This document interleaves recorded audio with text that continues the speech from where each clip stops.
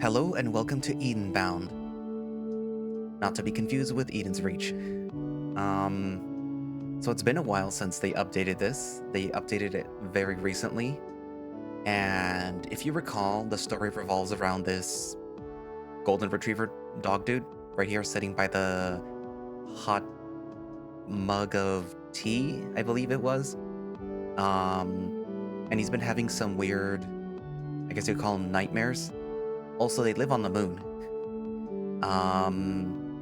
They've been living, all these people have been living on the moon since, well, for a while now, for like years, thousands of years, I think. Something happened to the Earth, so they were all moved over to the moon for an unspecified time while they were, I think, trying to fix the Earth. You know, sort of like a Wall-E situation, I guess. And, but it's been thousands and thousands of years, and they've been kept, I guess, in the way that they are, like in their, like how they look, by some nanotechnology that keeps them basically the same age. But basically everyone has been like this for this entire time. And, you know, some people are suffering from the effects of literally living thousands of years. In the previous update, though, we were introduced to the barkeep, but I don't remember anyone's names. So, a patron of the bar, I think it was like a corgi, I think like a chunky corgi, and then one of the protagonist's friends, and then like this drunkard person who I guess had a wife that was on Earth, but like somehow either she left him or she just never made it to the moon. And I guess he became very depressed, and then, you know, he became a drunkard, and, you know, stuff happens. And while the protagonist was making his way home, he ran into the guy, and I don't exactly remember what happened, but they basically fled from him because he was like confronting the protagonist, but like, you know, propositioning him for stuff. But you know, they left. But the protagonist ended up having a nightmare about him, and then he ended up like trying to go see if he was okay, because it looked like, you know, like something was up with this guy, but he was missing. So yeah. Anywho, so I suppose, oh, and you know, like I said, this guy's having nightmares. He's having cosmic horror nightmares. That is either hinting to something else going on this moon base, where perhaps maybe the whole little nanotech thing isn't what's keeping them, you know, alive. But we'll see. Anyway, so yeah, we should be introduced to some more friends of the protagonist, so yeah. Anyway, so without further ado, let us continue Edenbound.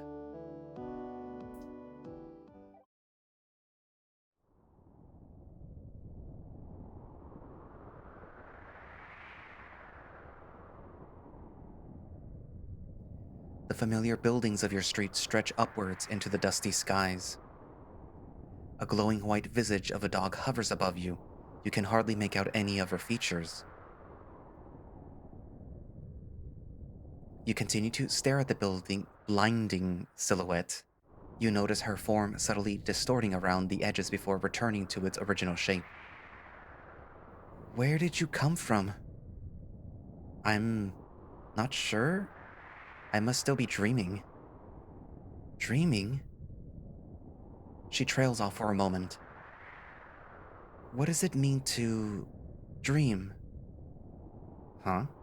How does she not know?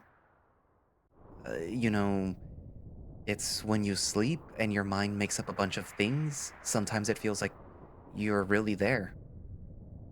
I guess sometimes you can do that while awake too. Sleep. You see her posture straighten up as she turns her head and looks off into another direction before turning back to you. That sounds nice. I want to dream. It's not always nice. Sometimes it's confusing and terrifying. I mean, in the end, none of it is real. None of it is real. You try to remind yourself, but something about this feels off. Why does this all feel so familiar? Not real? Then who am I? You lay there in silence for a moment as her silhouette hovers over you. Who are you? Who are you? I don't know. I've been here as long as I can remember. It gets lonely. Sometimes I can hear voices, but this is the first time that I've ever seen someone else. Company is nice. What are you?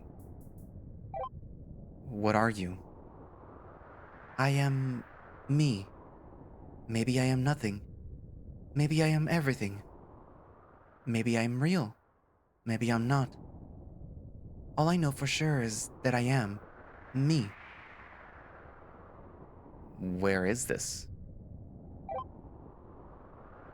This is my home. This is all that I've ever known. It's always dark and empty, but it feels safe. Aside from the dust, of course. I don't know what it is, but it sure is pretty. Do you have a name? What is a name?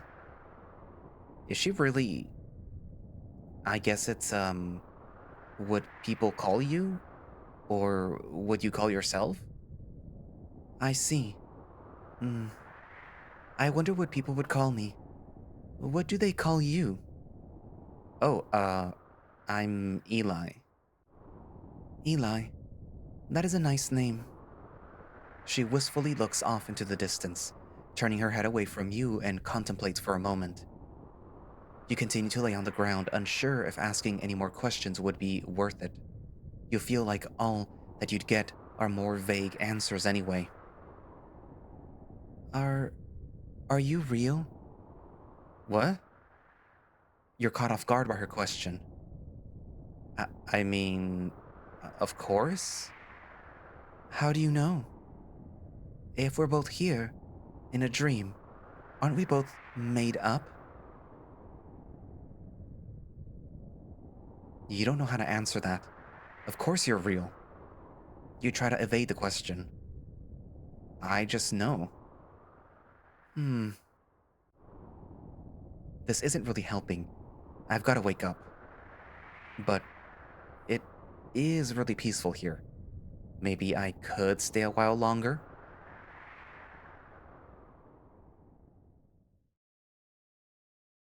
Hey, buddy. A distant voice echoes through the silence. Dude, Eli. The voice calls out to you with increasing urgency. Your vision starts to dim as you feel your eyes close and your breath stops for a moment. Wait, don't go.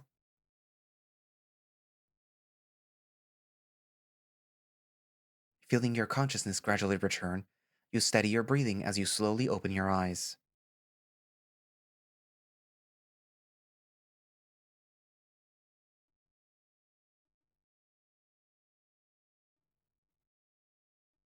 Damn, boy. Had one too many to drink? I gotcha. Your vision slowly comes into focus as you see a familiar, concerned Dalmatian looming over you.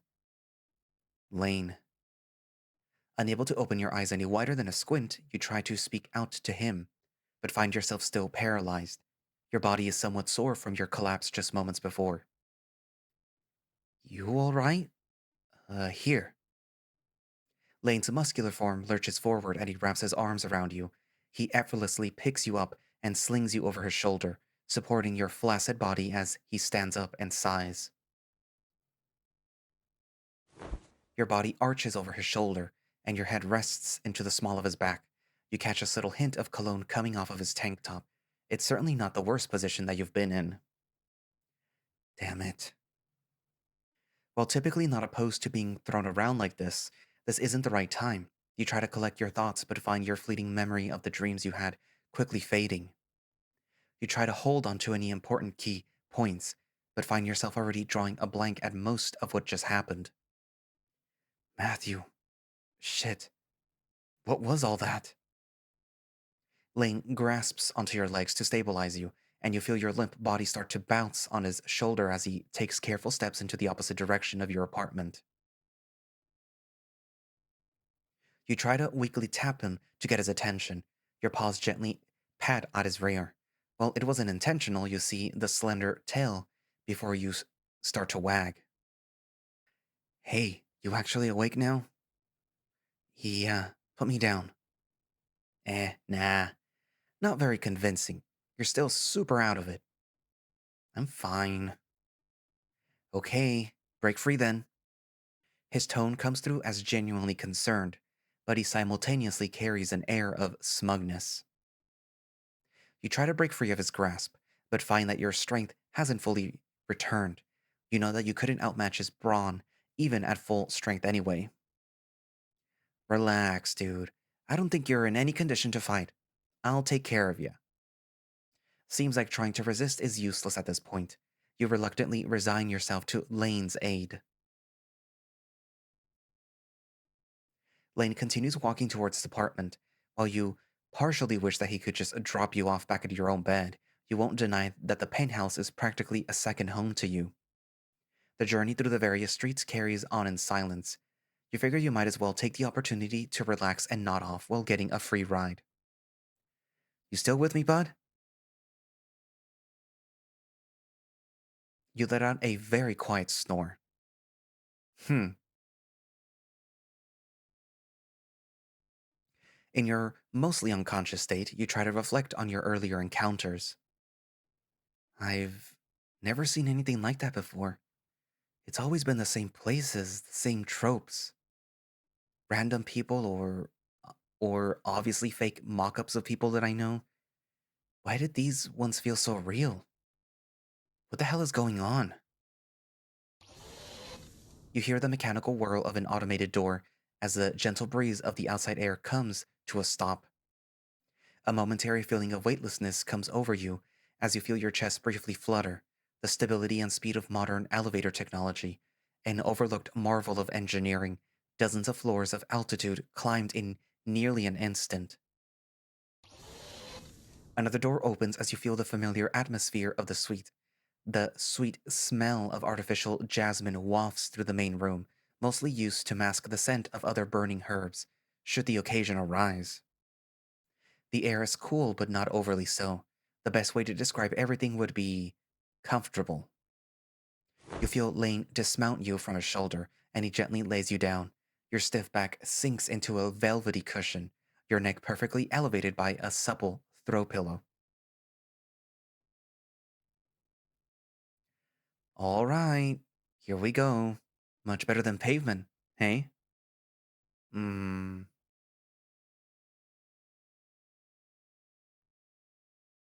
You still have unfinished business. You want to get right up away, but the allure of a quick nap is also very tempting. You succumb to your grogginess and drift off. You hear Lane walk away and leave you on the couch.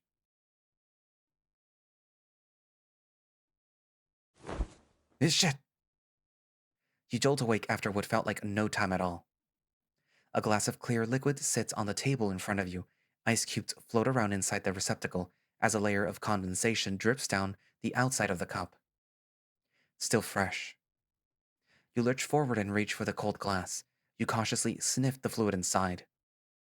You've learned not to haphazardly drink anything within the confines of this apartment. You've lost countless of how many times you've accidentally gulped down several mountainfuls of assorted sprites, mistaking them for water. Oh, hey, you're up. You hear the captor speak up from the apartment's bar as he walks over to greet you. His eyes drop down to the glass in your hand before coming back up to make eye contact with you. Oh, come on. It's just water, dude. I'm not that tone deaf. What? No, it's not that. I'm just, being careful. Don't trust me? It's not you. It's this damn penthouse. Something about being here makes me stupid. Aw, come on. It's fun. Yeah, that's exactly the problem.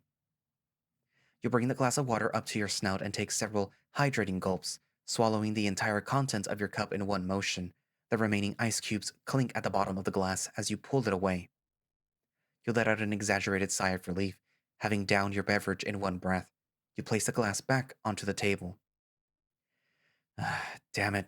How long was I out for? Hmm, like 5 minutes? I thought you'd be out for a lot longer.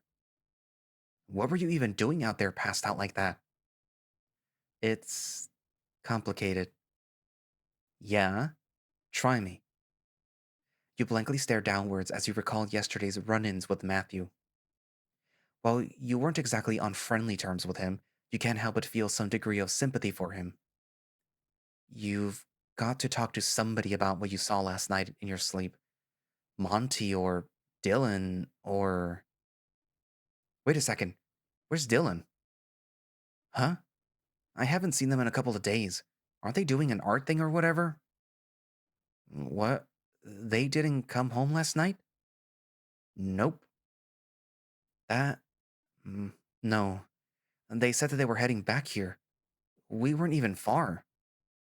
You with them last night? Yeah, I. You wave at the air in front of you and pull up your AR interface. With a simple gesture of the wrist and a few motions with your index finger, you pull up your contact list and try to navigate to Dylan's profile. Servers offline. Oh, that's probably not gonna work. Been unstable for a while. What the hell? Since when? Maybe like a couple of months? You haven't noticed? No, I hardly ever use it. There's barely anything on there, and we're always hanging out in person anyway. You bring up your AR interface again and impatiently refresh a few times, trying to navigate to various pages to see if anything else is working. Are they okay? You're acting kind of weird. Talk to me, dude. You idly tap away at the glowing holographic screen in front of you, frustratedly switching between applications and pages. Your eyes are kept glued to the interface as you make several agitated gestures with your wrist and fingers before speaking up. I met some guy. Someone we've never seen before. Dylan was there too. Wait, what, really? Lane's brow raises in shock as he's taken aback. Yeah, some Rottweiler from the other side of Eden. Were they cool? Fuck no. Pretty sure he was gonna assault me until Dylan came and got me out of it. Then I had a rough ass sleep and the weirdest dreams. Must have sleepwalked outside and just fell. I swear I saw. Shut up about your dreams for a second, dude. What the hell? There's real shit going on. Why are you acting so casual about that? He was gonna assault you? He raises his voice and interrupts you. Whatever, who cares? At least something interesting could have happened to me. Something real. Lane takes a few steps towards you. He raises his paw and taps the top of your interface, dismissing it as you were absent mindedly swiping around. Dude, what the? Don't ever say that. Lane looks you directly in the eyes. His eyelids tighten as he drops his eyebrows. The neon lights of the apartment reflect in his irises, his eyes glossy. I'm tired of worrying, man. I care about y'all. I need you to care about yourselves too. I need to know that you'll be okay if I ever. You both sigh before standing there in silence for a moment. Sorry, I'm just. It just feels like I'm losing myself lately. Like, sometimes I can't even tell if I'm really awake or still dreaming. It's always just so vivid.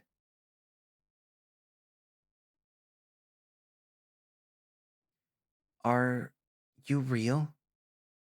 What? I mean, of course. How do you know? If we're both here in a dream, aren't we both made up?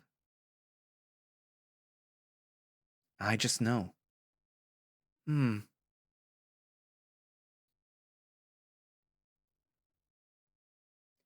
guess I've just got nothing to really ground myself. Hundreds of restless sleeps and nonsense dreams later, Throw a crazy Rottweiler into the mix.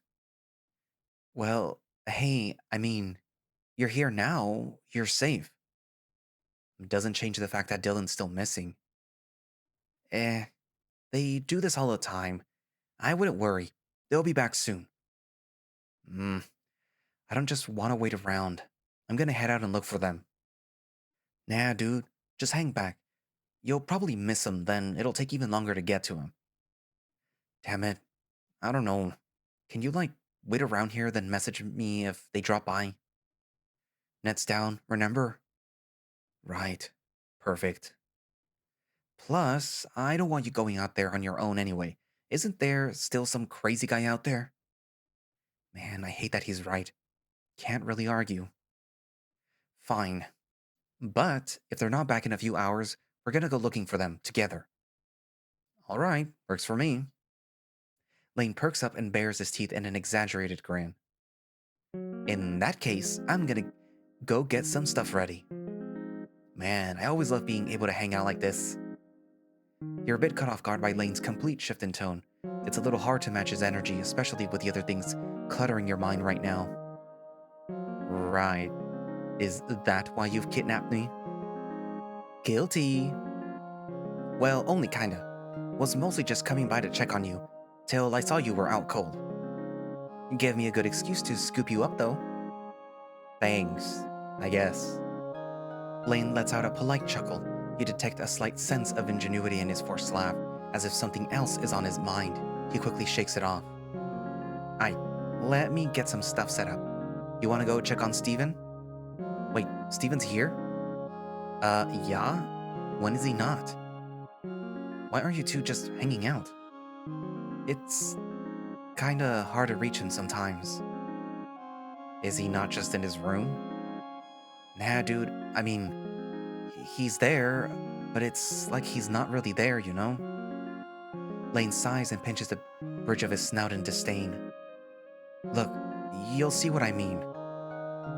Good luck. Meet you back here soon. Bye. Lane brushes past you and skips down the nearby hallways towards his room, turning the corner until out of sight. Okay. You aren't exactly in the mood for fraternizing right now, but you don't really have much of a choice. It's not that you don't enjoy the company, but it's just not the right time. You grit your teeth and sigh. Lane's trying really hard to be supportive. Might as well try to enjoy yourself. You walk over to the penthouse's personal elevator and call the cab down to your floor. The doors open and you step forward, taking the lift up one floor.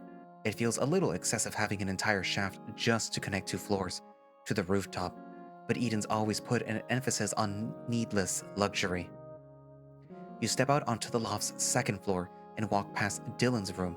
You continue one door down and stand to the entrance of Steven's room. The door is shut. You courteously knock a few times, hoping to get his attention. No response. You knock again, this time with more fervor. Steven? Is he even here? You place your paw on the right side of the door, using your index finger to gently swipe to the left. The metallic door opens just a sliver. Although it's mostly dark, you see a gentle glow of neon blue light come through the small crack in the partially opened doorway. This feels like an invasion of privacy, but at this point, you've known each other long enough to trivialize this kind of boundary. You peer through the narrow opening.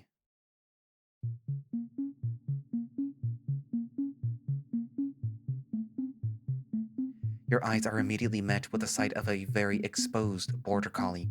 His eyes are glowing white, pupils rolled back, and his tongue hangs out of his maw. An unadulterated expression of absolute bliss. He doesn't notice you, or his door having been cracked open. Various glowing wires cascade from various ports on the ceiling of his room, connecting to several docks placed throughout Steven's body. Strange circuitry courses through his fur and around these docks, slowly pulsing with white and blue light. Holy shit. Okay, maybe this is a little far. What the hell is all this? That's not A typical VR setup. You're more accustomed to the usual virtual reality headsets that have been around for hundreds of years. Quite archaic compared to what you're seeing, but it got the job done. As salacious as the situation is, you find yourself more curious than anything. You stand there in complete silence, too stunned to take action. Hmm. Observe. You gently open the door a little wider, giving yourself a better view of Stephen's room.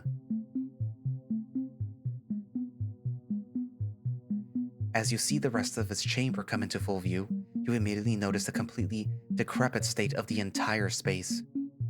Several stains have dirtied the walls due to what must be several months of neglect. Scattered upon the entirety of Stephen's bed lay numerous old rags and clothes, soiled with dried white splatters. This is what Lane meant? Block after block of code scrolls by at incredible speeds on the screen behind him. You couldn't even begin to comprehend the immense amount of engineering behind this setup. You knew Stephen was always a bit of a tech whiz, but you've never seen anything like this intricate before. Ah. The slender figure before you abruptly starts to writhe in place, his paw grasping at the wires above him, and his toes spread apart as you see his body tense up. He freezes in place for a moment, and his entire body goes limp, only being held upright by the attached wires supporting his limbs. You notice the scrolling lines of code on the screen start to slow down. Only a few seconds pass before you see the blocks of text start to speed back up. Stephen makes a few unnatural, sporadic movements, then corrects himself upright as you watch the entire process start over again. You watch the cycle repeat a few times, staring in abject horror. Hundreds of thoughts fire off in your head as you try to process the grotesque scene before you. Several minutes pass, but you find yourself unable to look away. You're not sure if you should try to get his attention, or if you should just leave him alone.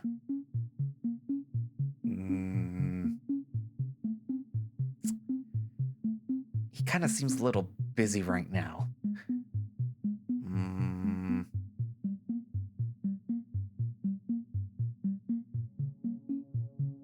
You've seen enough. You turn around and sneak away, taking care to make as little noise as possible. You take a few long, gentle strides back towards the elevator, trying to minimize any risk of Stephen hearing you. Although he seems to be completely preoccupied and his senses fully dulled, you didn't want to take any chances of him knowing that you were watching. You take the lift back downstairs and take a look around.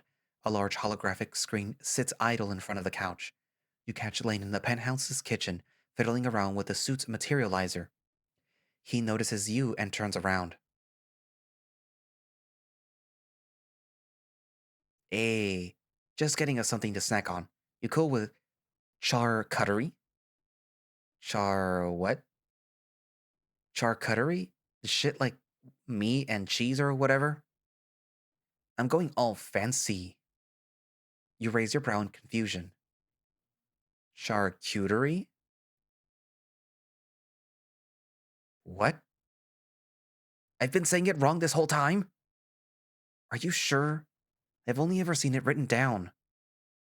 I'm sure. Monty makes them at Nirvana. Oh, he turning you into a fancy boy. So cultured. Lane continues pressing various buttons on the materializer interface, queuing up basic items salami, pepperoni, and cheese. Streams of particles are ejected from the machine, forming into very convincing synthesized ingredients.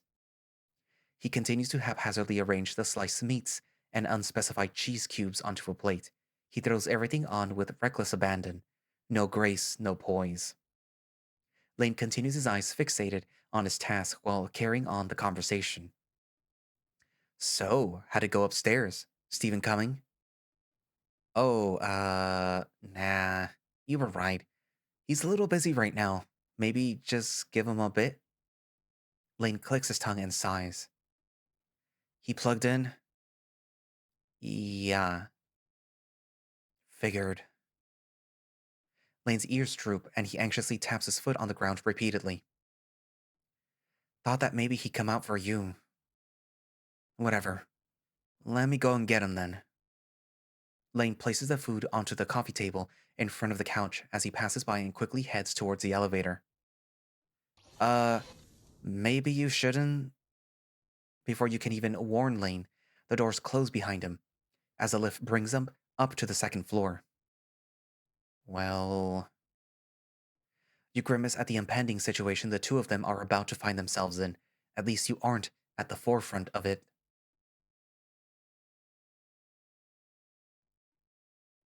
Yo, Steven.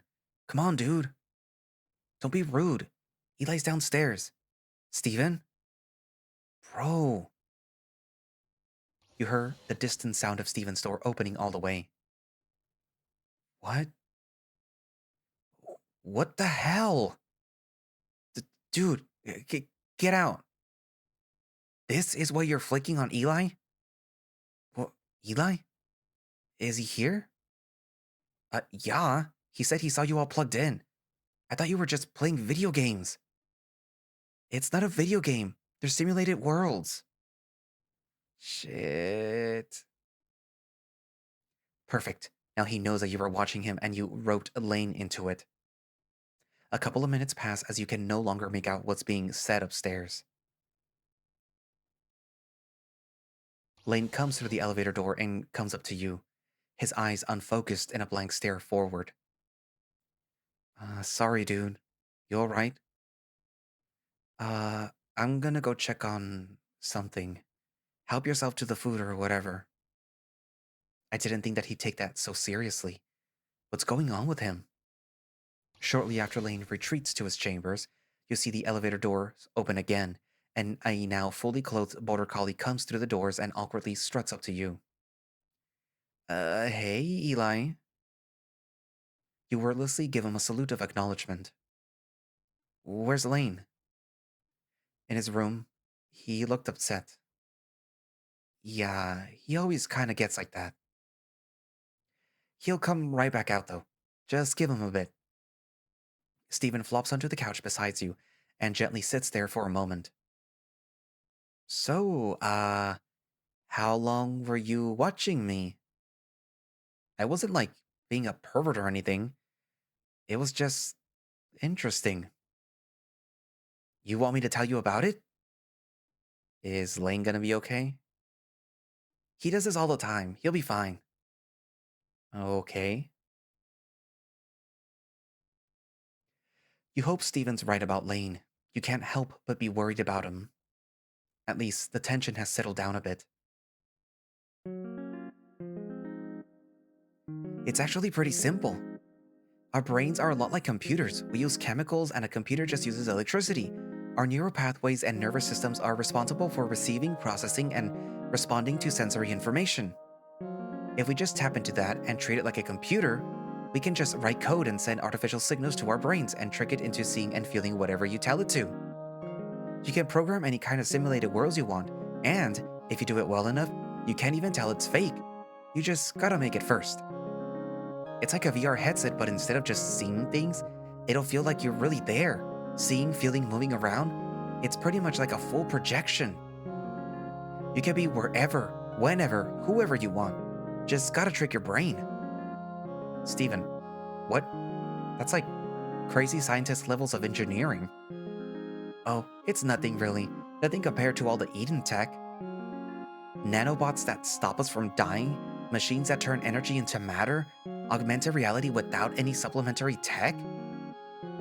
I just wrote a little code, did tons of research on brain chemicals, hooked up some wires to a materializer, you know, basic stuff. How long have you been working on it? Oh, like, I don't know, probably dozens of years. I only got it working like a few months ago. I was gonna show everyone, but I got kinda distracted. It's pretty cool in there. And you were using it for what again? I was just testing its limits. And that's not all I do. Most of the time, I'm just hanging out in random worlds I make. Get away for a bit. Must be pretty good. You wanna try it? Uh, is it safe? Not gonna lie, it looks kind of freaky. I don't know. Probably. I've been totally fine. It's not scary though. I mean, unless you want it to be. If I wanted that, I just go to sleep. Oh, maybe you should try it out. If you think about it, it's kind of like a dream, except you're in control. Real easy to get lost in there though. Right. Maybe later. Stephen continues to enthusiastically dump more information about simulated realities. He gradually starts introducing more advanced jargon that you don't understand, but it's still nice to hear people talk about their passions so zealously. You pick away at the food in front of you. Not great, as expected, but it's still passable. Several minutes fly by as Stephen rambles on. One time, I actually forgot to set a condition to exit the loop. I kept going back over and over until I realized that the only way out was just pulling off the wires. You notice Lane come out from the hallway as he comes to join you. Upon closer inspection, you notice the whites of his eyes have become tinted pink. You wonder if he's been crying or if he's just stoned. Yo, you guys still down for a movie? Oh, yeah. What you got? Seems like Lane is pretty well composed. Guess he just wants to get his mind off of things and have a good time. The three of you seem to wordlessly agree to sweep it under the rug for now. Lane positions himself in front of the couch, then falls back onto the plush cushions. The entire piece of furniture pushes back a couple of centimeters from the force. Well, we've actually only kinda got two options. Could do one of the classics from hundreds of years ago that we've already watched dozens of times. Or something new age that was probably generated by an AI, but at least is new.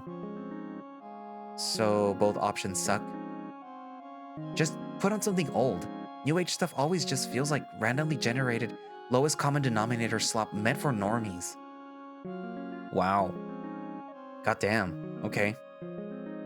Lane pulls up his interface and opens up a library of old films from the Earth era. Thank God these made it onto Eden's libraries. Should we just pick at random? Yeah, whatever. Lane swipes up and down with his fingers to cause a list of movies to start wildly scrolling. Hundreds of titles quickly scroll past. You only barely make out the covers of a few films in between. Then, he taps down to halt the interface. Green Sun. Guess we're watching Green Sun? Too bad Dylan's not here yet. They love this one. The one with the 4 kids that end the world by playing some video game? Dude, I don't get it. It doesn't matter how many times I watch it, it gets so confusing by the end. Just ask Deal about it. They'll give you a long lecture about the lore. Like several hours long. You won't have a choice. Lane's interface shuts down as a large screen in front of you fades to black. You all watch the same things time after time, everything in the catalog just recycled over and over again. Never anything new, but at least it's fun to mockingly act out the scripts that you've nearly memorized at this point. It's less about the movie itself and more about just spending time together. The screen fades through several animated studio logos, then goes silent for a moment.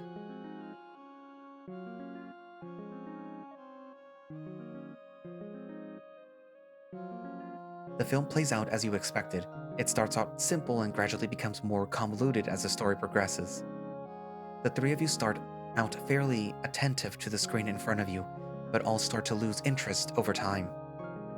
You continue to slowly pick away at the food and refreshments on the table before you.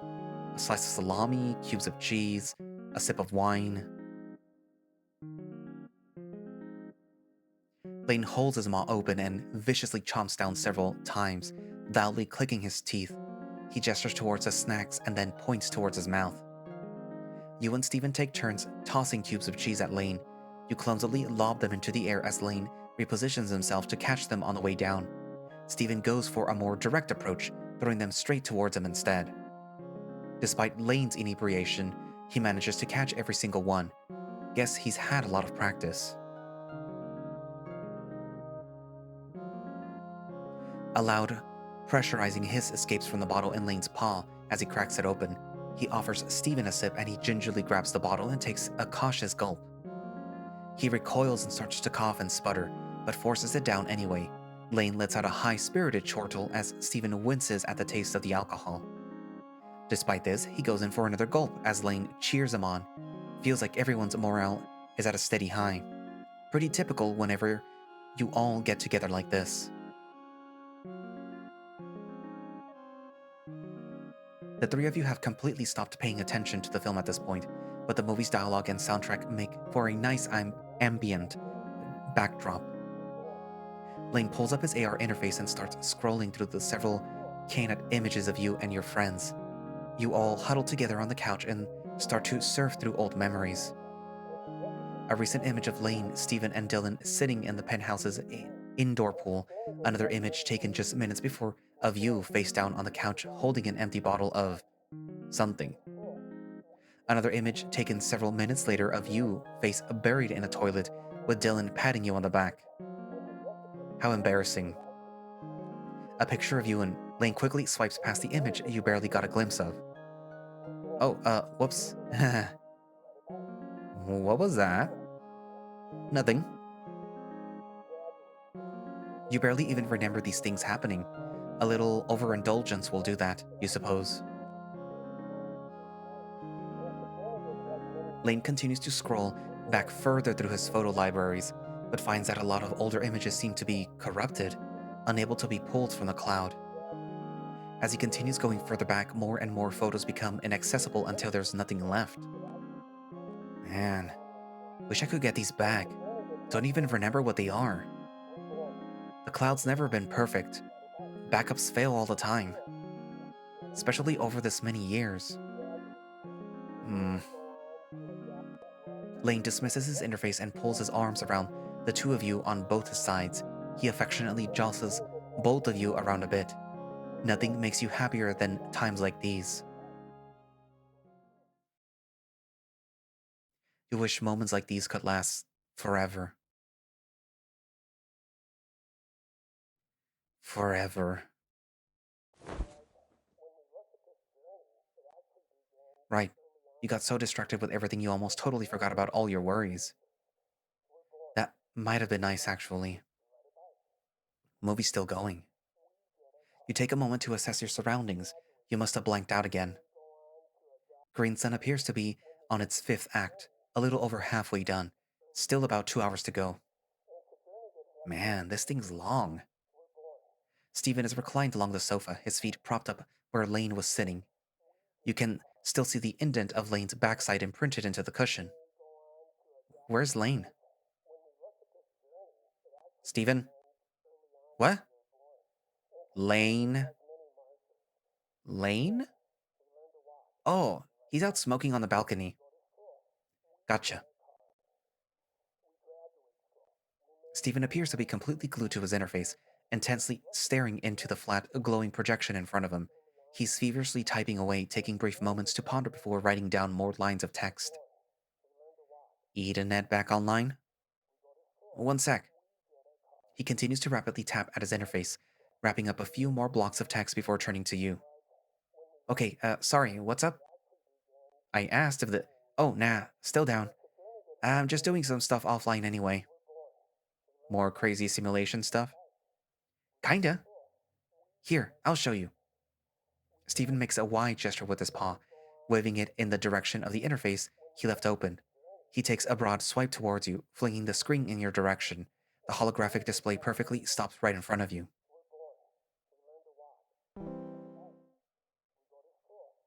Line after line of text appears on the interface, along with some blank portraits and various empty fields. As you quickly skim through the world on the screen, you pick up a plethora of diverse traits and properties not yet defined. I'm back to working on my older project. That's the, character AI stuff, right? Yeah. I pretty much took all my old framework and just sort of expanded on it. I want to see if I can import these models into my simulations so that the worlds can be more immersive. I played around with this kind of stuff forever ago, but I could never get them to feel real enough. Yeah, I remember that. They just keep repeating the same stuff over and over again. You remember when Steven would get you to have back and forth conversations with several bots to test his artificial models? No matter how much he would tweak and refine the program, their generic responses would eventually start to loop. Yeah, I tried so many things. I still feel like I'm not making any progress. I tried making completely original models, models of popular characters. Trying to model them after us doesn't work either. Wonder if it's even possible. You made models after us? Oh, yeah. Don't know anybody better than you guys. Thought that being more detailed would fix the problem. Guess not. Can I talk to myself? The fake one? Oh, I got rid of all my old models since I wanted to start from scratch, and they weren't working anyway. We can always try making you a new one, though. If I ever figured this out, anyway. Stephen brings his paw up to the interface once again and repositions it back over to his side of the couch. It's been a few hours now, and Dylan still hasn't returned. Maybe it's time to call it quits and go look for them with Lane. Maybe Steven too. If only you could just call them. This wouldn't have been so complicated. So, Mr. Hackerman, any way you can, fix the Eden net? What? Just because I code doesn't mean I'm a hacker. Do you even know how any of that stuff works? Totally out of my reach. I could hook you up on my private network, but you'd only be able to call me, unless we get everyone else on board too. Not like we even use the Ethernet much nowadays anyway. No people, what's the point? You have a private network? Yeah, I set up an encrypted private server to host all my simulation stuff. Normally, I'd be like, whatever, but this is kind of sensitive stuff. If someone decided to remotely mess with it while I was plugged in, that could be so fucking scary. Guess that's not as much of a concern now. Always a risk of people being out there that we never know about, though. Maybe next time we're all together, we can set it up so this doesn't happen again. Yeah, if you can get Dylan to even check their messages. Never responds even when the net was actually online. Man, why do they have to be so elusive? You peer out the window for a moment, looking towards the skyline. Lane's been out there for a while. Hope he's alright. I'm gonna go check on Lane. Think that we might need to head out soon. You struggle for a moment before hoisting yourself off the sofa. Man, you're out of shape. Okay. You approach the penthouse balcony doors. Through the suite's large windows, you see Lane's muscular back leaning over the clear railing. Wisps of smoke rise up from behind his broad frame, dissipating into the cool air as a lit spiff rests in between his digits, hanging over the side of the glass barrier. The metallic doors automatically slide open as you draw near them. A metallic whirl cuts through the quiet atmosphere. Lane's ears twitch in response to the noise, but he doesn't look back. You pass through the exit and hear the doors close behind you. Hey. Hey. Lane stares off into the streets down below. You look at him and see a mirror image of the luminant metropolis in the reflective pools of his eyes. The garish backdrop of Eden shines through the dark skies, cutting through the blackness with its glass towers and neon signs. The view from up here is always stunning. City lights stretch on as far as the horizon. It's almost nauseating thinking about just how far out they go. Even more nauseating thinking about just how empty it all is. Nice night? Yeah.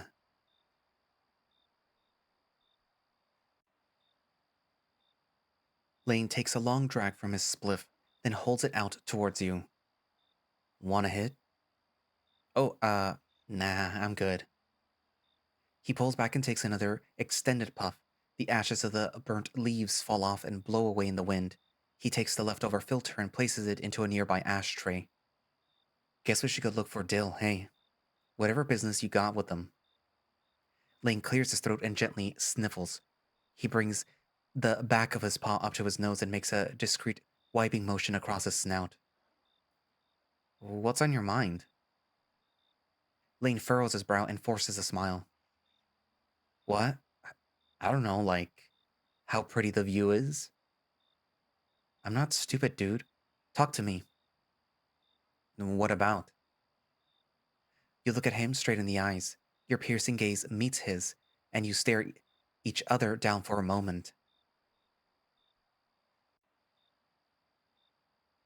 The sullen Dalmatian in front of you blinks a few times before turning his head away and meekly looks down once again.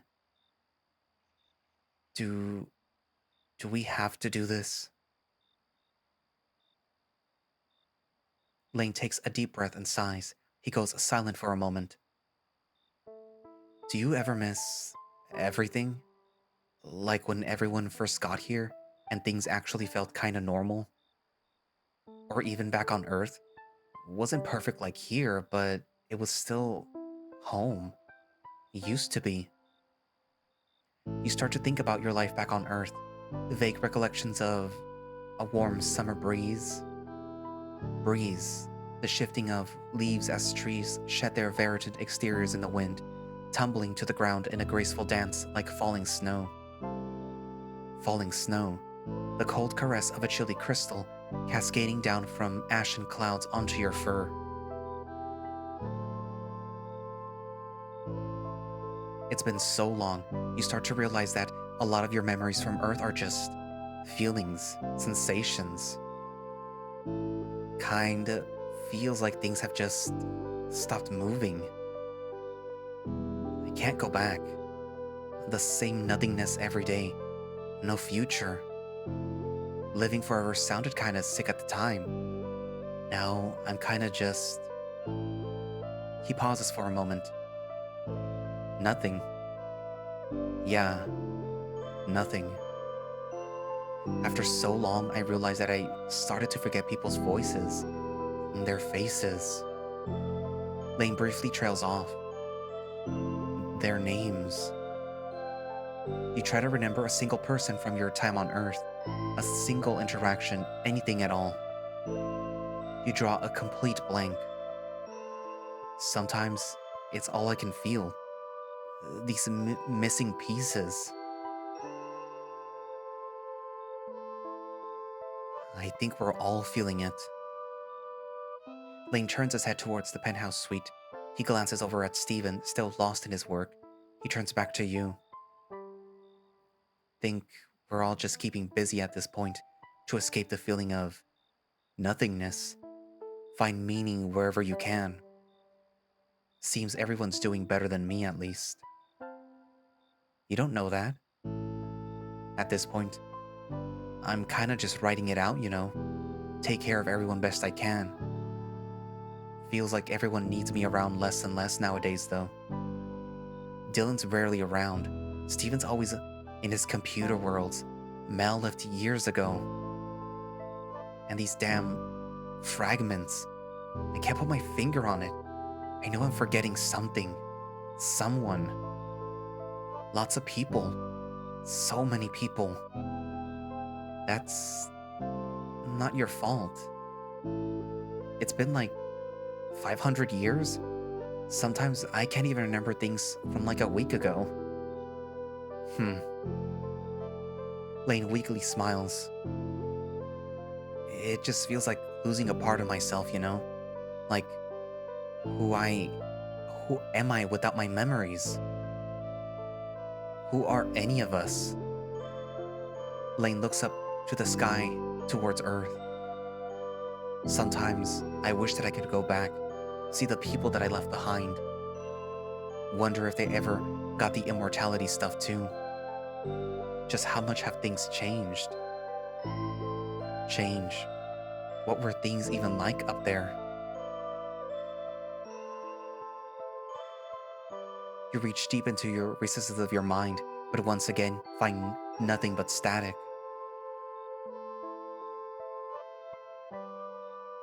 I don't know. Sorry for rambling. Rambling is good.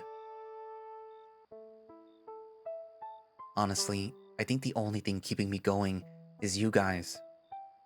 Without y'all, I've got nothing. I got no escape like the others. Got no vices. Kinda shitty of me, huh?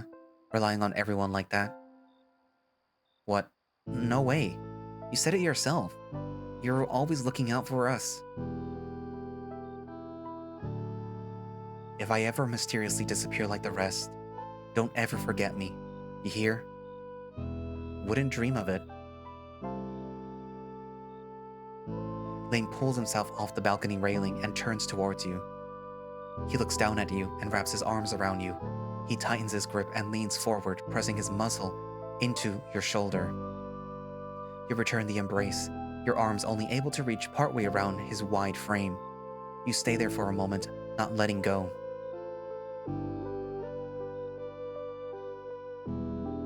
Lane loosens his grip on you and takes a step back. Love you, bro. Love you too. You turn around and approach the doors to the penthouse. The doors open as a strong floral smell of the suite gets sucked out onto the balcony. The sounds of the ongoing movie fill your ears as you pass through the entrance. Part is so good. All the different plot points finally converge, and the payoff is like, dude, what? Where the hell have you been? What? Did you miss me? Told you he'd be back. The fluffy white dog reaches for a cheese cube from the platter that's been sitting out for a few hours. They flick it into the air and effortlessly catch it in their mouth. How long have you been? Dude, I've been crazy worried about you. Oh, I literally just got back. Looked like you two were having a moment. And how dare you? Watching Green Sun without me? They continue to make playful quips at you, oblivious to the stress that you've been under. I thought you were coming straight here after last night. Oh, see, that was a plan. I was on my way back, but then I got super distracted. I was almost home, then I saw a butterfly. Ha ha. No, I'm serious. Like a literal butterfly. It was all glowy and sparkly and everything. Check it out. Dylan pulls out a Polaroid photo from their pocket and hands it to you. Just like they said, a still image of a white, glowing butterfly in front of some city buildings. What? Where was this? Just in front of Nirvana. I thought that I saw movement in the corner of my eye just outside the penthouse. Wasn't sure if I was just seeing things, but I wanted to check just in case. Do we even have butterflies here? Yeah, usually in parks or gardens, though. You know that if you got out more. Lane snickers and places a paw on Stephen's head, gently tousling around the fur on his dome. Weird that it's in the city. Also, they don't usually glow. Yeah, I chased it around for so long, even lost it a few times, but kept checking around. Finally managed to catch it outside the bar. I tried getting other pics of it, but it was way too fast. Did you see where it went? Nope, lost track of it right after I got the photo. I mean, it's a pretty sick snap. It's alright, I guess. Couldn't really frame it right since it wouldn't stop moving. Plus, the composition's kind of ass. It's all unbalanced and the wings make a tangent with the windows. Hush, it's great. I like the camera tilt. That was on accident. Weird though, right? Never seen anything like it before. Hang on. You reach into your pocket and start rummaging around. A small folded piece of paper brushes against your paw. You reach forward and gently pull it out, taking care not to damage it any more than it already has, being partially flattened in your pocket. An origami butterfly from Monty, given to you just the night before. It's been moderately crumpled and compressed.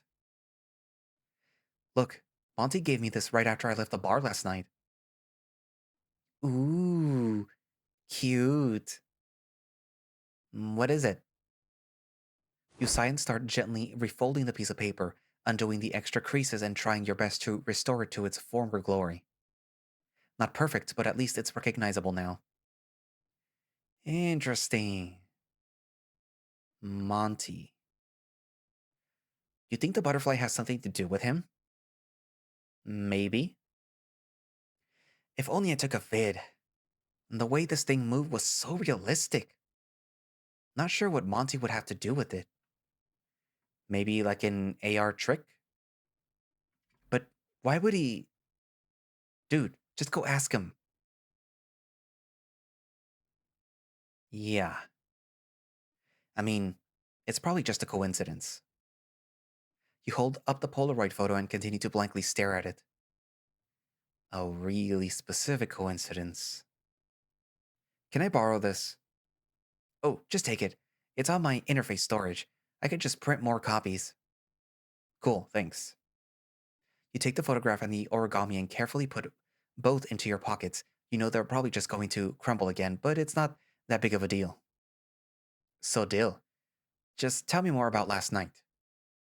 Last night? Eli told me that you two saw a new guy. What? No one told me. Dylan raises an eyebrow and purses their lips. Yeah, you're gonna have to be more specific. What? That Rottweiler, Matthew. Nope, doesn't ring a bell.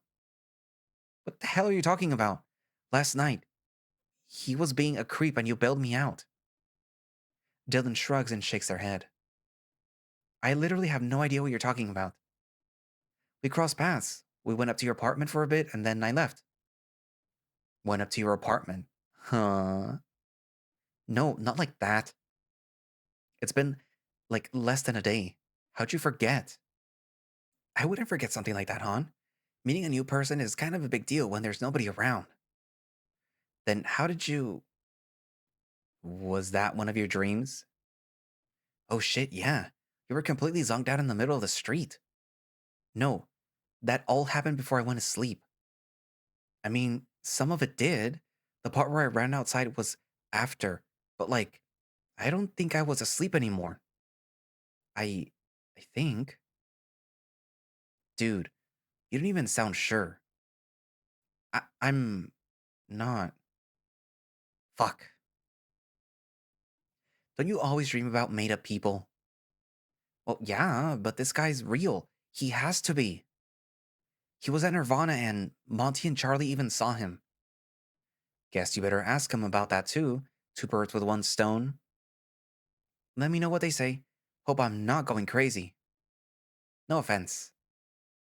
Dylan. You stand there and ruminate for a bit. The others continue bantering with each other while you completely tune out what's being said. This doesn't make sense. You take a deep breath and hold it in for a few seconds. You slowly exhale through your nose to try and calm yourself. What's wrong with me? You repeat this for a few minutes, hoping to ground yourself. Your breaths become short and staggered as your mind continues to race.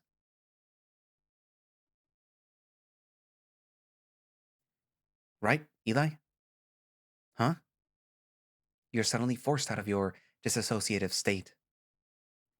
You wanted to get set up on my network, right?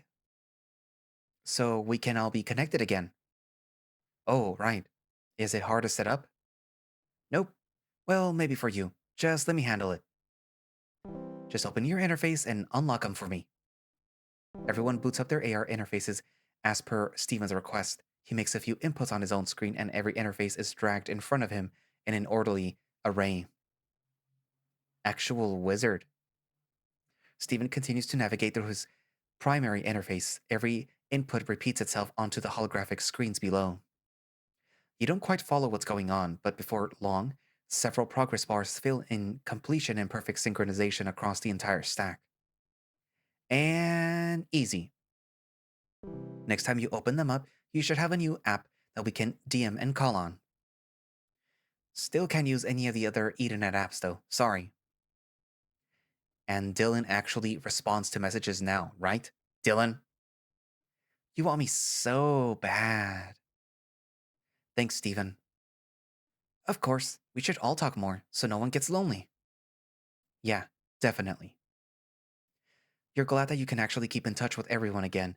It felt unnecessary at the time, but staying connected was something that you really took for granted. Aight, you heading out again then? Yeah, I gotta. This whole thing is really bugging me. Hmm, we not finishing the movie?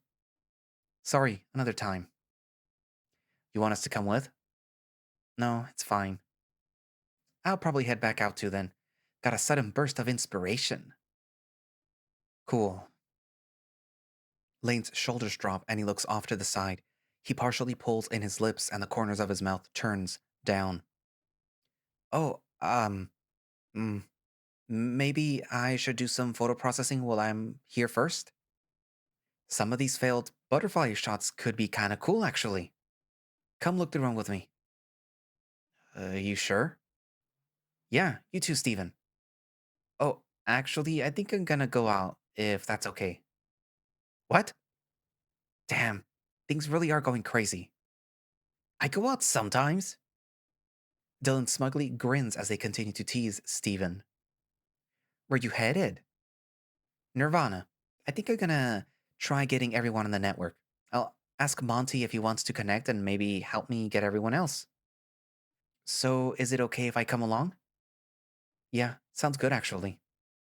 Then after, I kinda wanna get Mel too. I haven't heard from her since the net started failing. Same. Even longer, actually. You sure you didn't just leave her on read, like you always do? What? Of course not.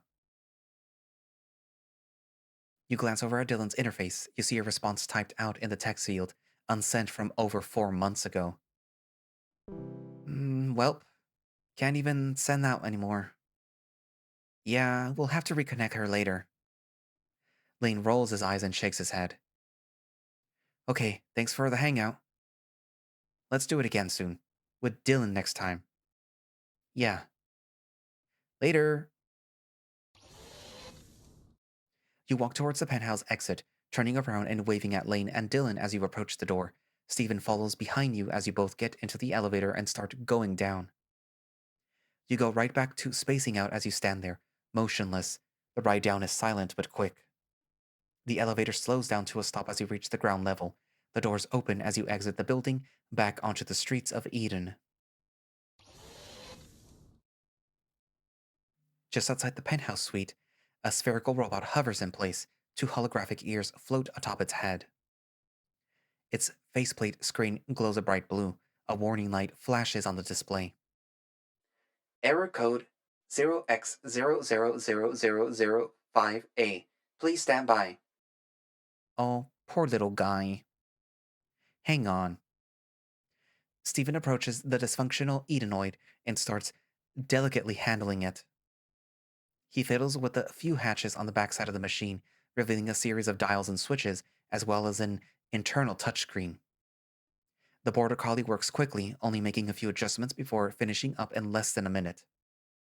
Okay. Stephen steps away from the Edenoid as its display fades to black. Should be all good to go. The screen boots back up and the robot's expressive eyes flash onto the display. System back online. Thank you for your patience. How can I be of assistance? Damn, dude. How do you know how to do all this? I like computers. Plus, having hundreds of years to learn everything comes in handy. Stephen turns back to the Edenoid and dramatically clears his throat as if he's preparing some kind of formal speech. Check EdenNet status, please. EdenNet servers are currently online. Are you experiencing interruptions? Yes, please troubleshoot. One moment, please. The Edenoid momentarily connects to Steven's interface, scanning for any possible issues with the network. Remember troubleshooting problems on old Earth computers? Literally never worked. Nope, not really. No problems have been detected. That's weird. But the servers are still up? It's like we've all been locked out or something. I apologize. Do you require further assistance with other matters? Oh, no thank you. Goodbye. Hold on. Stephen steps aside as you approach the Edenoid. Search social network for Matthew. Searching. No results. Not a good sign. Maybe it's glitched? Search social network for Steven. One result for Stephen Marinette. Nope, seems to be working. Sorta. Show citizen records. Administrator clearance is required to view citizen records. Why can't this just be easy? You click your tongue and sigh defeatedly. Goodbye. Thank you for your patience. Goodbye. Thank you. Stephen waves at the Edenoid as it hovers up into the sky and over some buildings until out of sight. Well, that wasn't very helpful. Walk or train? Walking's fine. The closest stop's in the opposite direction anyway. The two of you carry on towards the bar. Your excursion is uneventful. You aren't really feeling up to the conversation right now. Stephen catches on quickly. You both approach Nirvana's doors. While this place has always been a reliable source of warmth and homeliness, something about this visit feels different. Your mind is weighed down particularly heavily this time around, even more so than last night. You take a deep breath as you approach the entrance, with Stephen following closely behind you. You enter the bar greeted by the usual soft atmospheric hip-hop that you've grown so familiar with. Just a moment. The hulking dog behind the bar adjusts a few bottles on the shelves, straightening them out and making sure everything is pristine before turning around. You see the old dog. Small, rounded glasses come into view as he turns his head towards you and comes out from behind the bar. Ah, that's an odd pairing. Hey, Monty. What brings you here tonight? Something to drink? Oh, no thanks. We won't be long. Stephen turns towards you and politely smiles before continuing. You go first. Hey, your Ethernet connection's been down, right? Sure has. You come to fix that too? Too? Oh, nah. If only. I'm getting everyone connected to my private network though, just to keep in touch. Again, you know? I know a few people that could definitely use that. Need help getting around? Yeah, I was gonna ask. You clever dog. Once I get you set up, I'll show you how to install it on someone else's interface. Ah, no need. I'm quite familiar with how this works already. Really? What? How? You could say I dabble in Eden tech too. Monty smirks and winks. And you couldn't fix your own materializer? You offer to help. Who am I to refuse? Monty lets out a deep chuckle. I didn't know that they were so close. Okay, well, you should be able to contact me and Eli and Lane and Dylan now. I know Charlie comes by a lot. We should get him too. And anyone else that you can think that will use it. You got it. Thanks. And you, my special pup, just coming to say hello? Monty turns his head to you. Sorta. I gotta ask you something. Oh dear, am I in trouble? No, You fish out the contents of your pockets and hold out two objects, one in each paw. You remember giving this to me last night, yeah? Of course. Oh, how sweet of you to keep it. A few hours later, Dylan saw a glowing butterfly just outside the Nirvana. They got a pic of it, but couldn't find it again afterwards. And you think that I have something to do with it? Not necessarily. I just thought that it was weird. And that is weird. Can't say that I've ever seen anything like it before. Monty adjusts his small glasses and intensely squints at the photograph. He exhales through his nose before pulling away from the Polaroid. Sorry, Pop. I got nothing. I could ask around for you, though. If that's okay. More than okay. It certainly piqued my interest. Thanks, Monty.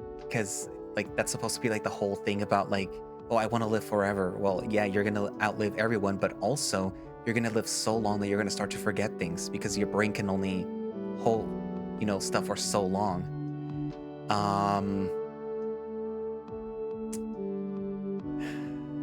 And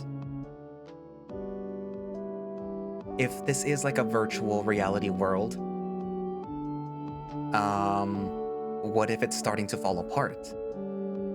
What if it's sort of like what I was thinking for Remember the Flowers, where people, and it actually came true, kind of, where people are placed in like a virtual reality in order to sort of keep them safe, after like the whole fall of the things, the stars.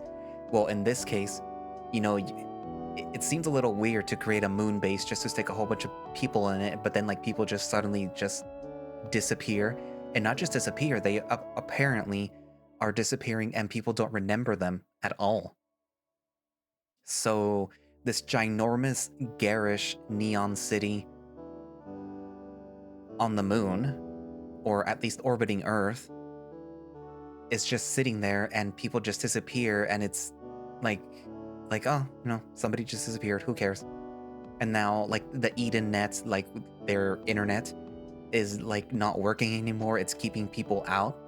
Like the Edenoid, the little robot thingy, according to it still works. It's just nobody has access to it anymore. So that seems interesting. Curious. What are your thoughts?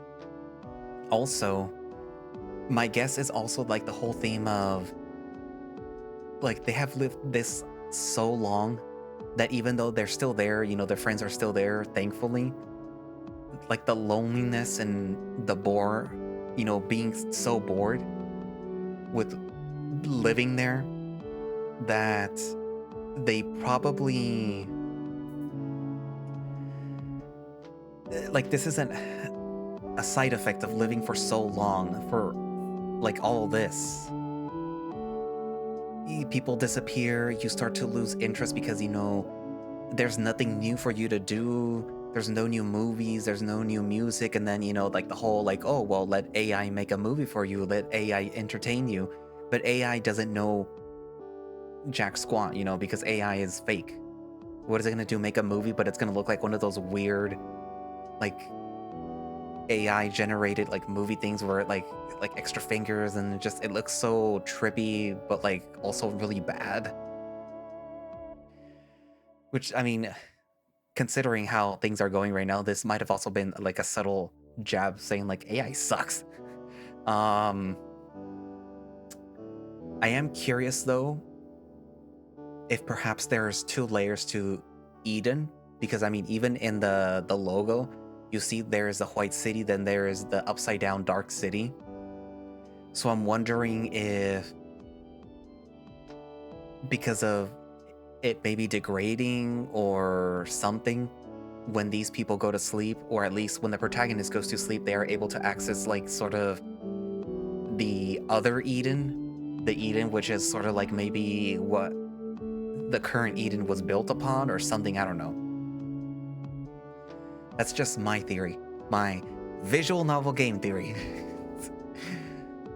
I'm apparently allowed to say that now without repercussion from Matpatted, because he's retiring and apparently he's okay with people saying it's just a theory. But yeah, that's my theory, at least, that there's something weird going on, because I mean, you also mentioned, well, the story mentioned the border collie going into virtual reality, making virtual worlds that seem almost real, but then like if somebody messes with them, bad stuff happens. That couldn't just be a throwaway line. I'm also curious what would have happened if you had stayed and like kept looking. If that would have made it more awkward. I don't know, but we'll see. It is good though, at the very least, to combat the whole like loneliness issue that these people are having, and which was a big issue that was brought up and in the first build. That the border collie is connecting all of them so that they can at least talk with each other, keep in contact, which is the thing that happened when the Edenet went down, where like they couldn't message each other anymore, so they were more isolated. But now they won't be? Question mark. But yeah, anyways. So yeah. Who's gonna also try to decipher the alien language or the, I don't know, what was it, like a jellyfish? I wonder if maybe that was the Earth trying to talk to them. I don't know. Like the Earth saying, like, oh no, I can't tell you guys what that said. Anyways, I was literally about to tell you guys what it said, but no. If you can decipher it, then, thumbs up. If not, then, well... I mean, maybe later I will tell you guys what it said. But yeah, anyways, so... Yeah, write down in the comments, what you think so far of Edenbound. It was a long time ago that the first build came out, so I wouldn't blame you if you decided to, like, I don't know what's going on, and, like, go to the first build, or the first video that I have, and, watch it there, and then, come back to this one. It's perfectly acceptable. And channel members, ooh, you guys, of course, I didn't forget about you. You guys are on the bottom, because I think it looks cool on the bottom. I don't know. But yeah, channel members. Think these guys, because these, well, I mean, everyone makes these videos possible. I mean, I'm recording them too. It's me who's making them possible. But it's these guys or gals, or they thems, who have facilitated the improvement of these videos, I guess is a good way to put it. But yeah, so I guess they're kind of financing them in a way. I don't know. But yeah, thank you, channel members. And thank you, everyone else, too, I guess. The channel members are better. Anyways, so thank you all for watching / listening. If you would like to play Edenbound yourself, you can do so by going down into the link in the description. And there should be a link, because, right there, Twitter, which should have a direct link to the HIO page where you can download, Edenbound and play it yourself, or you could just go to HIO and find it and play it yourself. And I will be posting a link down for their Patreon where, if you want to support Edenbound, then you can do so by going down there. Along with, you'll find all those links along with my pertinent links, my coffee and everything else extra down there. And yeah, so I guess that's it for now, and I will see you guys in the next video. Bye-bye!